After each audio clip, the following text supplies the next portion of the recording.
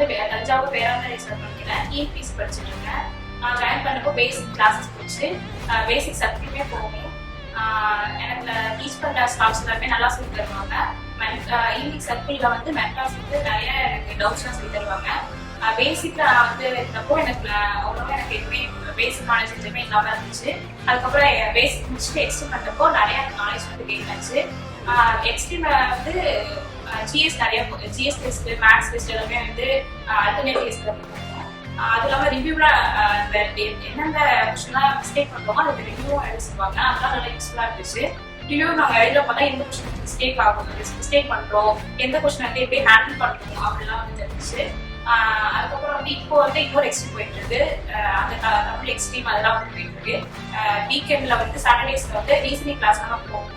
Reasoning class எல்லாமே ரொம்ப யூஸ்ஃபுல்லா இருக்கு. நான் நம்மளா ரீசனிங் வந்து போடுறதுக்கும் கிளாஸ் போய் ரீசனிங் போடுறதுக்கும் நிறையவே டிஃபரன்ஸ் இருக்கு. ரீசனிங் கிளாஸ்க்குமே வந்து பேசிக் சர்க்கிள் வந்து ஈவினிங் 2 to 5 இருக்கும். அதுலேயுமே வந்து நிறைய வந்து சொல்லி தருவாங்க. மென்டார்ஸ்லாம் வந்து கேட்டு சார், அப்புறம் வந்து விஜயமணி மேம்லாம் இருக்காங்க. அவங்க என்ன லொக்கேட் வந்து சொல்லி தருவாங்க.